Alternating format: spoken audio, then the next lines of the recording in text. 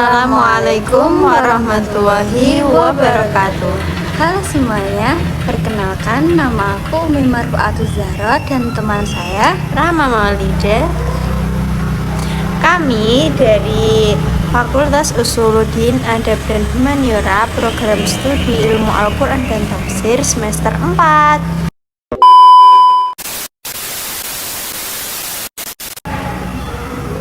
Nah, pada kesempatan kali ini aku dan temanku akan membahas tentang konsep tanzil atau penurunan dalam Al-Quran berdasarkan kajian yang pernah kami pelajari. Konsep tanzil dalam Al-Quran.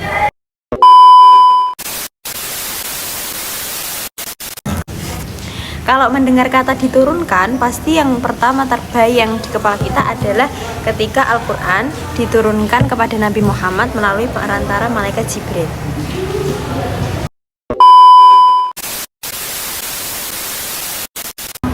Padahal istilah ini itu digunakan dalam banyak hal sekali di dalam Al-Quran.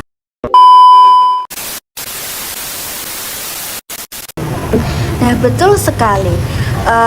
Secara bahasa, istilah ini berasal dari akar kata nazala yang berarti turun. Dan menurut Lemwis, makna dasarnya adalah gerakan dari atas ke bawah. Secara bahasa, istilah ini berasal dari akar kata NZL yang berarti turun. Menurut Lemwis, makna dasarnya adalah gerakan dari atas ke bawah. Jadi konsep ini memiliki dimensi spesial atau ruangan yang sangat cukup.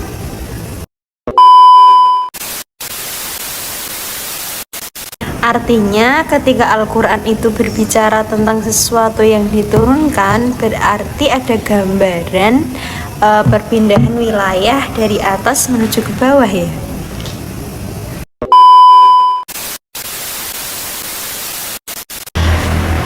Iya, di dalam Al-Quran itu terdapat gambaran antara langit dan bumi. Nah, banyak sekali hal digambarkan berdasarkan langit lalu sampai kepada manusia di bumi. Karena itu konsep turun menjadi sangat penting. Dan yang menarik, ternyata yang diturunkan itu bukan hanya wahyu, akan tetapi juga pakaian, hujan, besi, hewan ternak, dan rezeki itu juga disebut diturunkan oleh Allah. Nah, hal ini menunjukkan bahwa Allah tidak hanya menurunkan petunjuk berupa wahyu, tetapi juga berbagai kebutuhan hidup manusia. Dengan kata lain, konsep tanzil menunjukkan keterlibatan Allah dalam kehidupan manusia.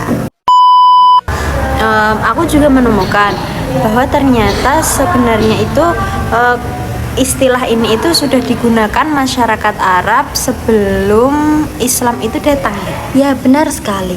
Nah, sebelum Al-Quran itu turun, kata nazala itu sudah digunakan dalam kehidupan sehari-hari. Misalnya untuk menggambarkan seseorang yang turun dari kendaraan atau berpindah tempat. Bahkan para penyair Arab pra-Islam juga menggunakan ungkapan turun dari langit untuk menggambarkan datangnya inspirasi. Jadi Al-Quran itu juga menggunakan istilah yang termasuk familiar bagi masyarakat Arab, akan tetapi juga memberikan makna religius yang sangat luas. Nah, tepat sekali. Selain itu, akar kata nazala juga sangat sering munculnya dalam Al-Quran. Nah, bentuk yang paling banyak digunakan itu adalah anzala dan nazala. Aku sempat membaca bahwa beberapa kali para ahli bahasa itu membedakan kedua makna kalimat tersebut. Tapi menurut Lemwis perbedaannya itu nggak selalu terlihat ya. Ya, benar sekali. Nah, jadi menurut Lemwis ini berpendapat bahwa penggunaan kata nazala dan anzala itu banyak ayat sering merujuk pada objek yang sama. Misalnya ya kayak kitab suci atau hujan. Karena itu keduanya seringkali memiliki makna yang sama. Nah, kalau berbicara tentang konsep penurunan itu, menurut kamu siapa sih pelaku utamanya? Dalam Al-Quran, Allah adalah pelaku utamanya karena memang sebagian besar ayat yang menggunakan kata menurunkan itu merujuk kepada Allah. Bahkan ketika kalimatnya itu pasif, Allah tetap dipahami sebagai pelakunya. Lalu bagaimana dengan malaikat, Mbak? Jadi kalau malaikat itu dia berperan sebagai perantara. Jadi dia itu melaksanakan perintah Allah untuk menyampaikan wahyu atau tugas lainnya. Jadi sumbernya itu tetap dari Allah dan malaikat itu hanya sebagai pelaksana atau perantara seperti itu. Nah, juga menariknya itu para nabi itu tidak pernah digambarkan sebagai pihak yang menurunkan sesuatu ya. Iya. Nabi itu benar, dia selalu menjadi penerima wahyu. Jadi dia itu menerima pesan yang berasal dari Allah melalui perantara malaikat. Nah, selain wahyu itu juga ada konsep sakinah yang disebutkan bahwa diturunkannya itu oleh Allah. Terus sakinah itu apa sih, Mbak, maksudnya? Jadi sakinah itu dapat dipahami sebagai ketenangan atau keteguhan hati oleh Allah yang diberikan kepada orang-orang beriman, dan biasanya itu munculnya ketika situasi-situasi sulit seperti peperangan atau keadaan-keadaan yang penuh tekanan. Oh, jadi itu sakinah bukan berarti Allah turun ke bumi ya? Bukan dong. Jadi sakinah itu bentuk bantuan spiritual dari Allah untuk menguatkan mental para orang-orang beriman. Nah, selain sakinah itu aku juga pernah baca ada kata yang cukup menarik, yaitu furqan. Benar atau tidak, Mbak? Iya, benar.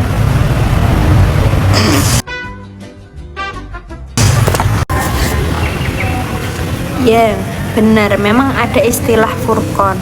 Jadi secara umum furqan itu artinya pembeda, tetapi dalam Al-Quran istilah itu merujuk pada wahyu yang membedakan mana yang benar dan mana yang salah. Tapi dalam konteks lain seperti contohnya perang Badar. Nah itu Al-Furqan ini menjadi pembeda pertolongan Allah dari kemenangan dan juga kekalahan seperti itu. Bahkan ada beberapa sarjana juga ya yang memberikan.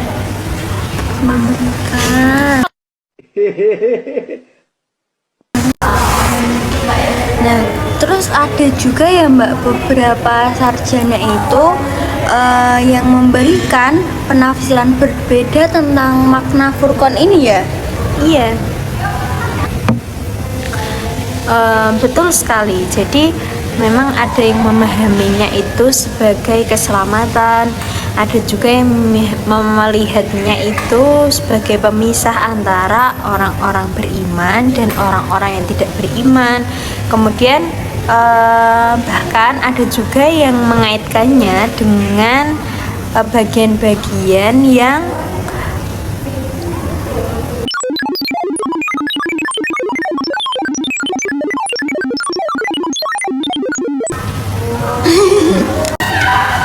yang diturunkan secara bertahap. Ternyata kalau diluaskan itu ternyata makna tanzil itu lebih luas ya daripada sekedar turunnya ayat Al-Quran gitu. Ya, memang nggak sesimpel itu dan nggak sesederhana Al-Quran turun, jadi sangat luas sekali. Ya.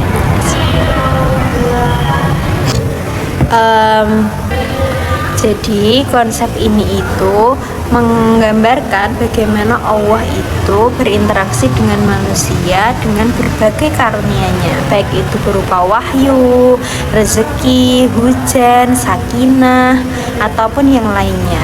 Dan dengan demikian pula konsep penurunan ini itu bukan hanya dalam Al-Quran, itu bukan hanya menjelaskan perpindahan secara fisik, akan tetapi bagaimana keterlibatan Allah dalam kehidupan manusia.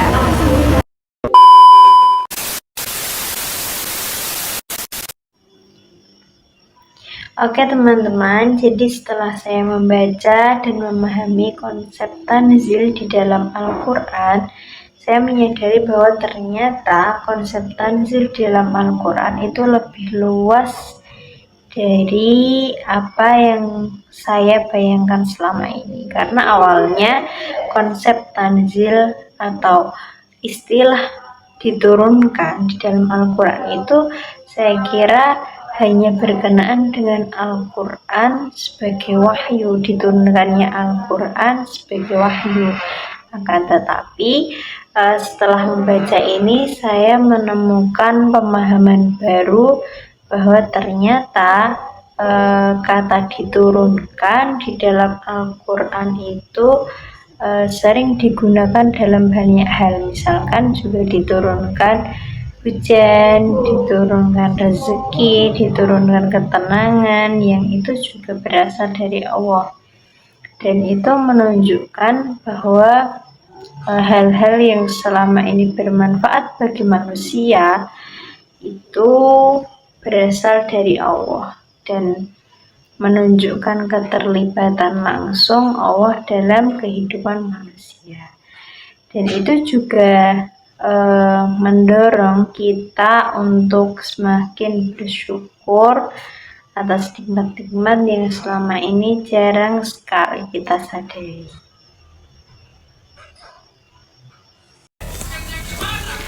Nah, hal yang menarik bagi saya dari pembahasan ini adalah bagaimana Al-Quran menggambarkan hubungan antara langit dan bumi melalui konsep tanzil.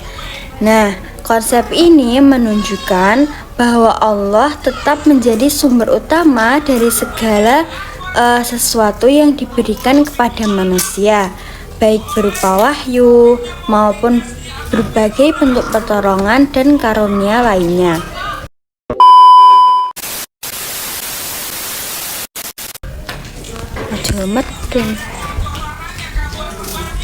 Selain itu, pembahasan ini yang mengenai sakinah juga memberikan pemahaman bahwa bantuan Allah itu tidak selalu hadir dalam bentuk yang nyata, tetapi juga dapat berupa ketenangan dan kekuatan batin yang membantu seseorang menghadapi berbagai kesulitan. Nah, dari yang sudah disampaikan tadi, saya belajar bahwa kedekatan Allah dengan manusia tidak hanya tampak melalui wahyu, tapi juga melalui berbagai bentuk rahmat yang hadir dalam kehidupan sehari-hari. Melalui pembahasan ini dapat disimpulkan bahwa konsep tanzil dalam Al-Quran tidak hanya merujuk pada proses turunnya wahyu, tetapi juga menggambarkan berbagai bentuk karunia, petunjuk, dan bantuan Allah kepada manusia.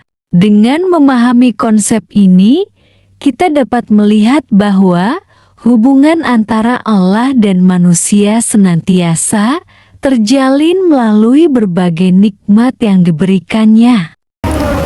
Nah, jadi sekian dari kami berdua. Kurang lebihnya mohon maaf. Wabillahi taufiq wal hidayah. Wassalamualaikum warahmatullahi wabarakatuh. See you.